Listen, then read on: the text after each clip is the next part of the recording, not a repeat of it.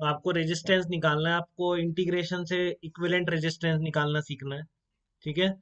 तो सबसे पहला जो रेजिस्टेंस का फार्मूला है वो क्लियर है आपको, रो एल बाई ए जो हम बोलते हैं। ठीक है ना, इसमें ध्यान रखेंगे बेटा, एल लेंथ वो है जिसके अलोंग करंट चल रहा है एलिमेंट में, वो एल है यहाँ पर इस फार्मूले में रो एल बाई ए में। ठीक है ना, रो एल बाई ए जो फार्मूला है इसमें एल लेंथ वो करंट के अलोंग कितनी करंट उस रेजिस्टर या उस लेंथ में जो चल रहा है करंट की डायरेक्शन में लेंथ है, जो एल आता है उस फार्मूले में। और एरिया ऑफ क्रॉस सेक्शन उस लेंथ के उस करंट की फ्लो के डायरेक्शन के परपेंडिकुलर एरिया है। ठीक है। तो वो रेजिस्टेंस का एक्सप्रेशन बनता है आपका रो एल बाई ए, जो आपको रो का भी याद है, m upon n e square tau, मैंने बोला था याद रखना है रेजिस्टिविटी भी आपको। ठीक है। तो इसमें आपको इनर सरफेस और आउटर सरफेस के बीच मान लो पोटेंशियल डिफरेंस बैटरी लगाई, तो करंट जैसे रेडियल डायरेक्शन में फ्लो करेगा इस तरीके से। तो इनर सरफेस, आउटर सरफेस और इनर सरफेस के बीच रेजिस्टेंस कितना होगा। तो यहाँ पर क्या है बेटा, एरिया ऑफ क्रॉस सेक्शन बदलता जा रहा है। ठीक है ना, सेम आप थर्मल रेजिस्टेंस में अप्लाई करते हैं एल बाई के, अगर आपको याद हो तो, कंडक्शन में। ठीक है। तो सेम तरीके से निकलते हैं, सेम चीज वहां भी रिपीट होती है बिल्कुल। तो आप एक बार जिसको भी थोड़ा भी डाउट है वो ढंग से समझ लेगा, काफी सिंपल प्रोसेस है। कि हम क्या मानेंगे, यहाँ से यहाँ तक आपने क्या स्पेरिकल कंडक्टर कंसीडर किया है, इसको स्पेरिकल है, इनर रेडियस ए आउटर रेडियस बी। ठीक है। तो बहुत सारे हॉलो स्फीयर्स मान सकते हैं आप, यहाँ पर बहुत सारे हॉलो स्फीयर्स मान सकते हैं इस तरह की।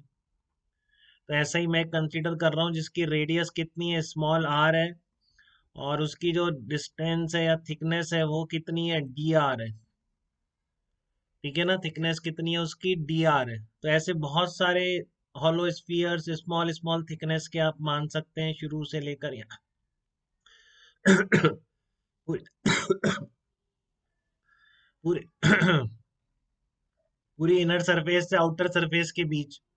ठीक है। तो आपका ए से बी तक के बीच का इक्विवेलेंट रेजिस्टेंस कैसे निकालेंगे, आप देखो सारे ऐसे एलिमेंट्स डी आर थिकनेस के आप जो मान रहे हो सब में करंट सेम है। ठीक है ना, सारे डी आर एलिमेंट्स जो आप मान रहे हो इन सब में करंट सेम है।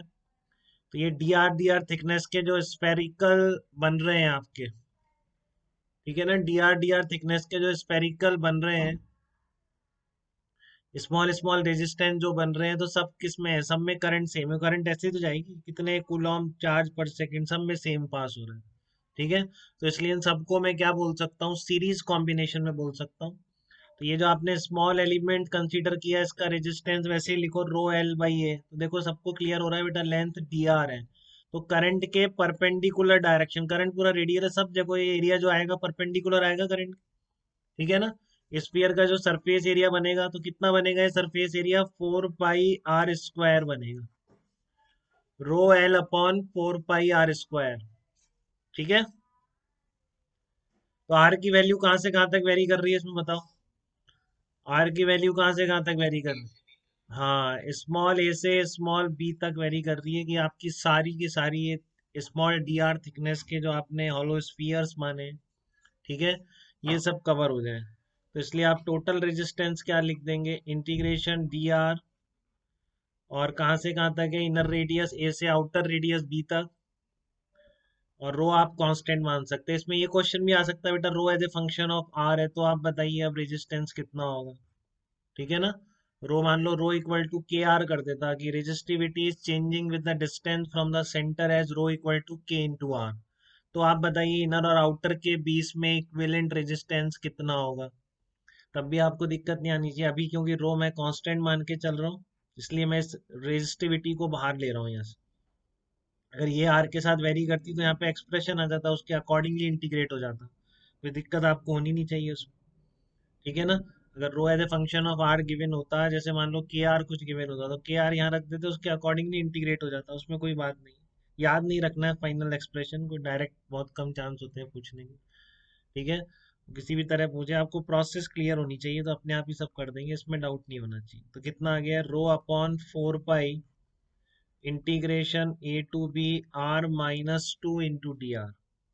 ठीक है ना, अब x raise to power n वाला फार्मूला यहाँ पर लगा देंगे आप, x raise to power n वाला फार्मूला यहाँ पर लगा देंगे। तो -1/r 1/a और b, तो 1/a -1/b बन जाएगा। तो फाइनल जो एक्सप्रेशन है आपके पास रेजिस्टेंस का वो आ जाएगा rho b minus a upon 4 pi into a b, आपका रेजिस्टेंस आ जाए इस तरह के स्फेरिकल कंडक्टिंग शेल का। ठीक है, इसी तो आपको आता है बेटा, दिक्कत तो नहीं है इसमें, एक बार आप थोड़ा लेट आए थे। ओके। तो इस तरह का सिलेंड्रिकल में भी आप निकाल सकते हैं, एक सिलेंड्रिकल अगर आपने ले लिया रेजिस्टर, ठीक है ना, तो भी उसका भी रेजिस्टेंस आप ऐसे निकाल सकते हैं। तो सिलेंडर में आप कैसे निकालेंगे वो देख लीजिए, वो भी कर लेंगे आप, कोई ऐसी बात नहीं है। कि मान लो एक आपका सिलेंड्रिकल कंडक्टिंग शेल है और उसकी इनर रेडियस ए और आउटर रेडियस बी है, ठीक है ना। इनर रेडियस उसकी ए और आउटर रेडियस बी है। तो ये आपका ए हो गया, ये आपके आउटर रेडियस बी हो गई, यहाँ पर आपका भर रहा है मटेरियल, ठीक है। और इनर सरफेस और आउटर सरफेस के बीच में आपको इक्विवेलेंट रेजिस्टेंस निकालना है, मतलब इनर सरफेस आउटर सरफेस के बीच बैटरी लगाई है आपने, ठीक है ना।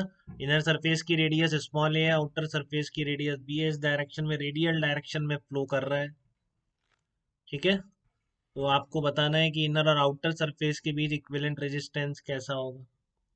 अब आप लोग इतना इंटीग्रेशन कर चुके हैं, किसी को दिक्कत तो नहीं है इसमें, बताओ।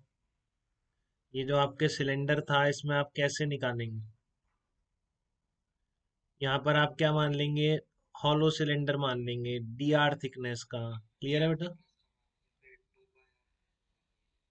एग्जैक्टली, कि यहाँ पर मान लो एल लेंथ का था आपके, ये लेंथ पूरी एल थी इस तरह की, तो आपने ये जो एलिमेंट माना है ये भी एल लेंथ का माना है। तो ऐसे बहुत सारे एलिमेंट्स हैं आपके पास, ठीक है ना। सारे डी आर थिकनेस के एलिमेंट्स हैं आपके पास।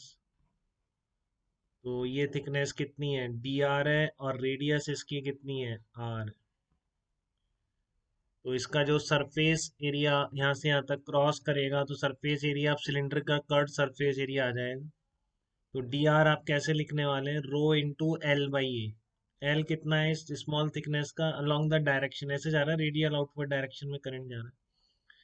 करंट की डायरेक्शन में लेंथ कितनी है, डी आर है, और उसके परपेंडिकुलर ये डी आर थिकनेस इतना है कि आप, और इतना छोटा है डी आर कि आप पूरे का एरिया सेम मान सकते हैं, ठीक है ना। पूरे एरिया की रेडियस सेम मान के उसका एरिया कितना लिख सकते हैं, 2 पाई आर इंटू एल लिख सकते हैं। दीपेंद्र बताइए, डी आर लिखने में कोई दिक्कत तो नहीं है बेटा आपको।